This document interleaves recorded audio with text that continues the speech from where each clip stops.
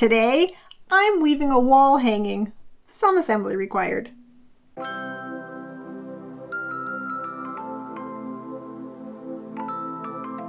For years, I've been pinning fun projects on Pinterest, but I never do them. They never end up getting done. That ends today.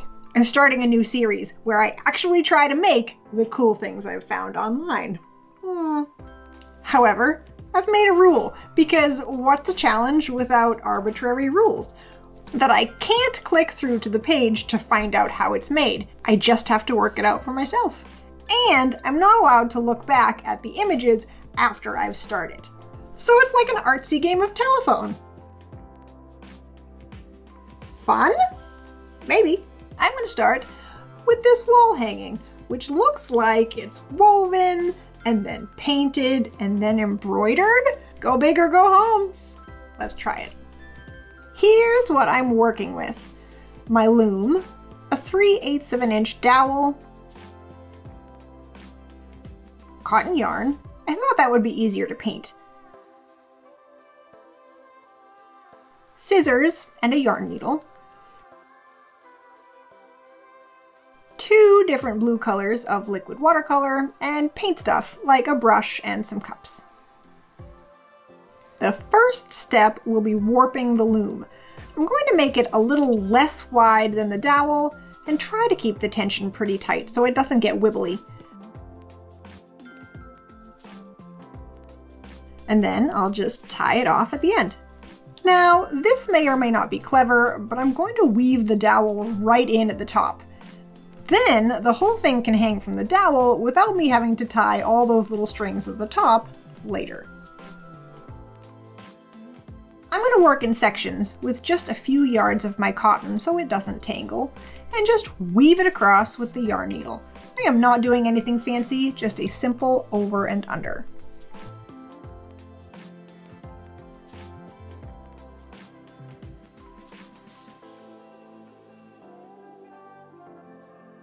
The thing I always have trouble with in weaving is I pull my yarn too tight across, and then the sides get all tight and uneven, so I'm trying to consciously leave it a little bit loose on the edges as I push my rows up with my handy little fork.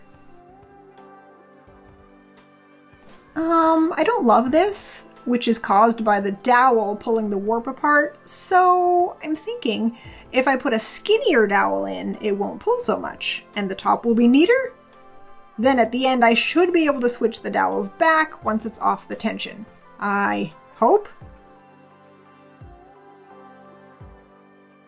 Okay, this looks promising. Back to weaving.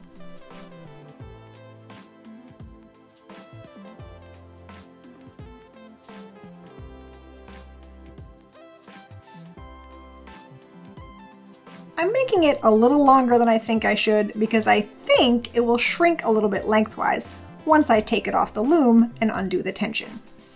Now it's painting time! I will make sure to protect my surface, flatten him out a little, and then I'll get my watercolors ready. I'm starting with the darker blue at the bottom. It seems to move a little easier and cover a little better when I add a little extra water. And then above the dark blue, I'm using the more turquoisey blue and clearly having trouble getting a nice shape. I'll get it.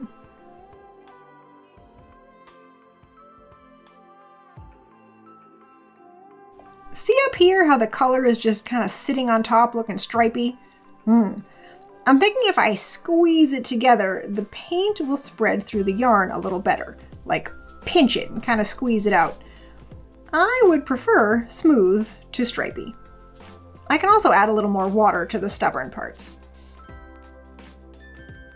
But here, that looks better. Hey, that's definitely less noticeably stripy. Great. So I'll let it dry. I'm going to give it a few blasts with the hairdryer to maybe heat set it a little, and also because I think it will take forever to dry by itself. Ooh, the colors look good. Time for French knots. I've threaded my yarn into a sharper needle It barely fits, so that's a fun challenge.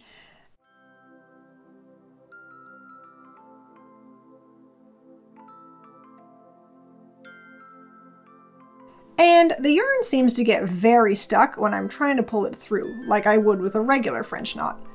I don't want to haul on it because I've grown rather attached to this weaving and I don't want to kill it. I'll just have to adapt. Yarn is not embroidery floss.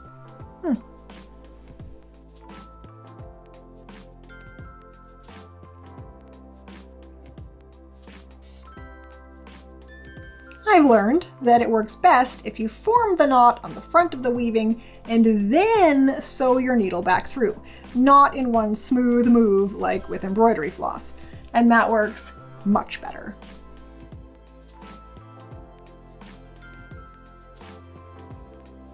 Awesome! The knots are kind of fun. Now I'm going to add fringe. I've got all my little sections cut, but I've been staring at it for a while and wondering why I can't figure out how I can add the fringe the way I think I should be able to add it. It's because there's nothing below it to hold the fringe in place because I have been weaving upside down. Most people start from the bottom and then weave up to the top. But no, not me. I didn't do that. Why do I do everything backwards? I don't know. But never fear. I just wove a few rows underneath as a base for my fringe, and I'll slide the whole thing up when I'm done. Hopefully. So basically, all you do for this kind of fringe is you wrap your yarn starting in the middle around the outside of your 2 warp strands and then pull the ends through to the front between the 2 strands. And then snug it down evenly, or as evenly as you can.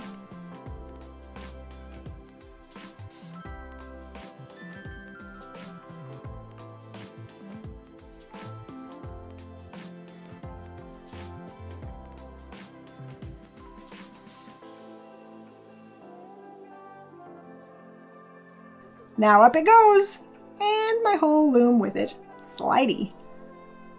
Ah, look at the fringes!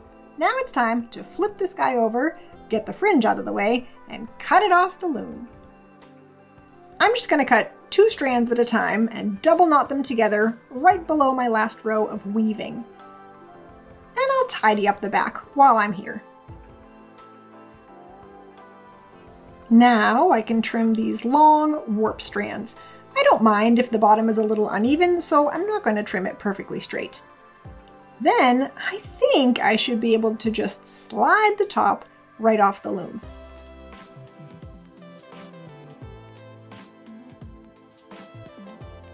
Finally! I do think this thicker dowel will look better, so I'm going to slide the loops off the skinny one and on to this one.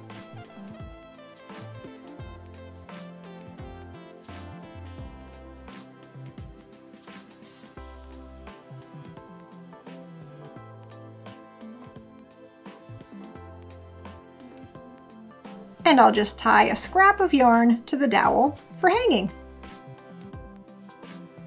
Look at this, it's so cool! Let's hang it up. I do think the proportions are weird. The woven part should be way shorter, but the idea is cool and the colors are fantastic. It really didn't shrink at all when I took it off the loom. Oops. Woohoo! Now, I think it would be better like that or something. That's okay. That's fine. That's how we learn. Stay there for right now. Okay. Now, I am definitely going to try this again. I think that the idea of painting and then embroidering on top of your weaving seems really fun. And I have a bunch more ideas. If you like this, let me know. Comment, like, share, and subscribe.